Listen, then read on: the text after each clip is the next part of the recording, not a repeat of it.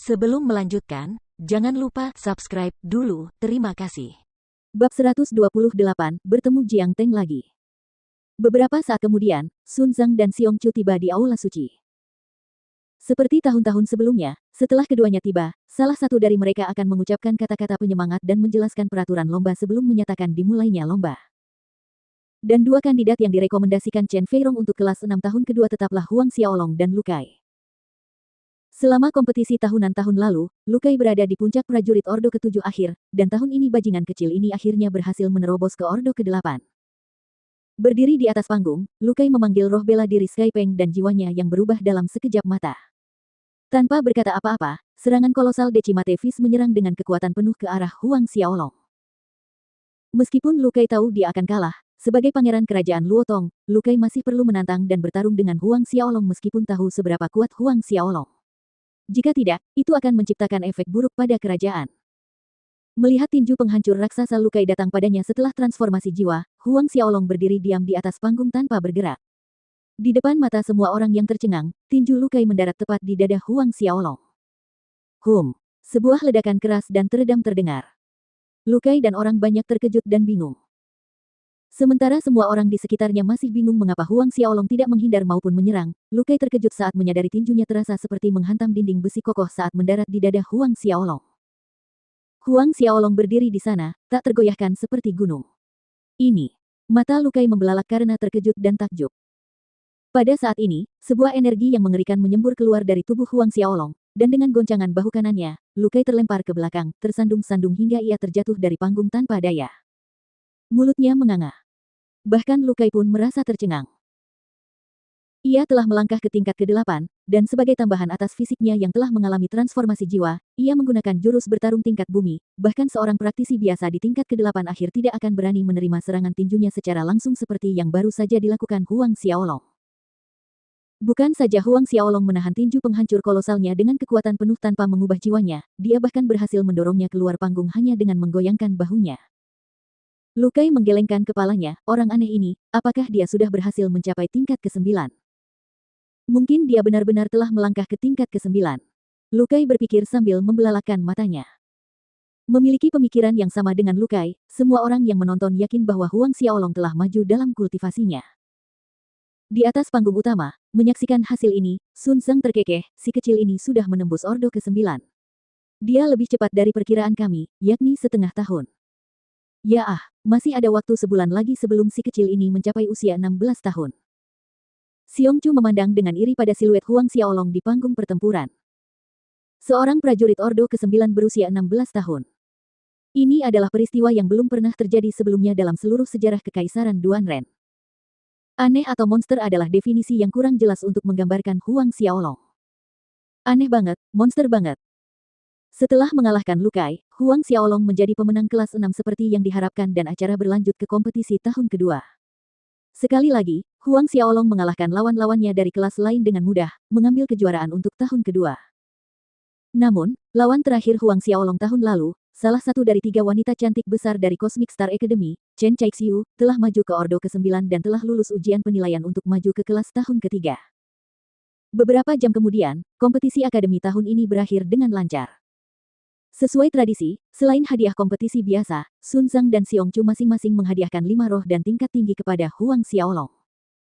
Alasan utama Huang Xiaolong ikut serta dalam kompetisi akademi bukanlah untuk berkultivasi di Lembah Api Naga, tetapi untuk pil roh kelas 5 ini. Ketiga dansa roh ini diberikan kepada orang tua dan saudara kandungnya setiap tahun. Meskipun perdagangan 9 tripod milik Huang Xiaolong menghasilkan lebih dari beberapa ribu koin emas setiap tahun, 5 pil roh kelas tinggi bukanlah sesuatu yang bisa dibeli dengan berkarung-karung koin emas. Ketika Sun Zhang dan Xiong Chu memberinya 2 pil roh 5 tingkat tinggi, Huang Xiaolong bertanya tentang ujian penilaian kemajuan kelas untuk tahun ketiga. Sun Zhang tertawa dan berkata, kamu telah berhasil mencapai tingkat ke-9, dan tingkat kekuatanmu telah melampaui sebagian besar siswa kelas 3.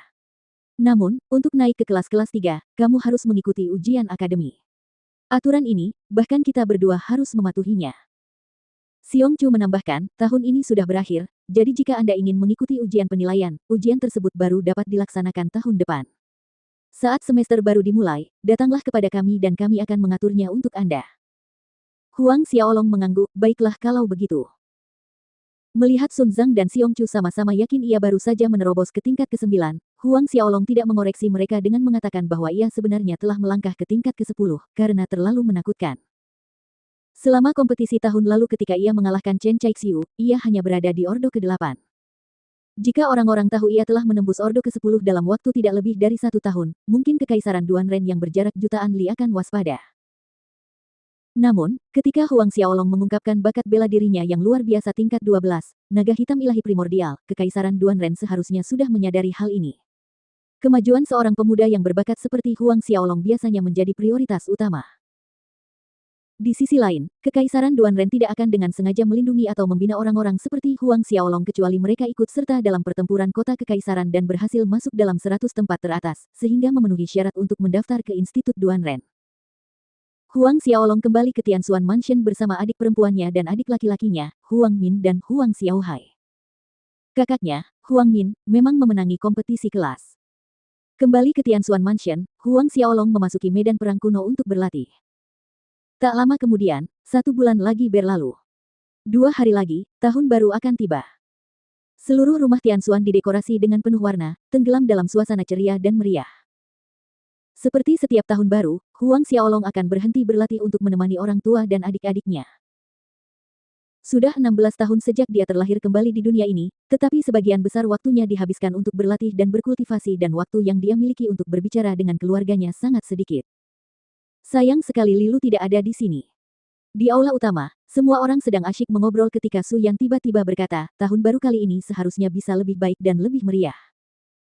Huang Min pun setuju, benar juga, kalau saja kakak Lilu ada di sini, alangkah hebatnya. Suasana di aula utama tiba-tiba menurun. Huang Xiaolong berdiri dan meninggalkan aula utama. Sesampainya di jalan, dia berjalan tanpa tujuan tertentu, hanya ingin menghirup udara segar. Cuacanya dingin, tetapi ada banyak orang di jalan, dan jalanan ramai dan semarak.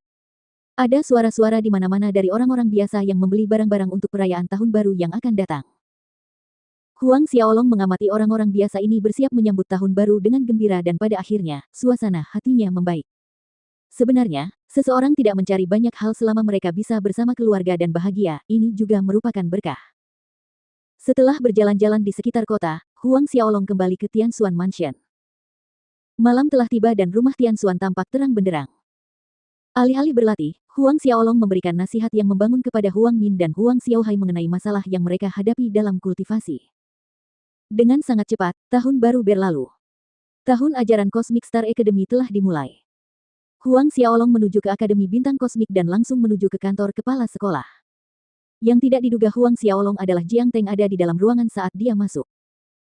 Beberapa tahun telah berlalu dan Jiang Teng telah tumbuh menjadi seorang pemuda dengan tinggi lebih dari 5 kaki. Dengan asuhan penuh perhatian dari Sun Zhang dan Xiong Chu, Jiang Teng yang memiliki bakat luar biasa dalam seni bela diri, Secret Bright Tiger, telah maju ke akhir ordo ke-7. Kesenjangan antara dirinya dan Huang Xiaolong bagaikan langit dan bumi. Huang Xiaolong telah berubah menjadi sosok yang hanya bisa dikaguminya dari jauh. Jelas, Jiang Teng juga tidak menyangka akan bertemu Huang Xiaolong di waktu dan tempat ini karena ia secara aktif menghindari Huang Xiaolong. Jadi, sudah 2 atau 3 tahun sejak terakhir kali mereka bertemu langsung. Kakak senior Huang. Melihat Huang Xiaolong masuk, Jiang Teng langsung melompat dari tempat duduknya, sambil terbata-bata mengucapkan salam.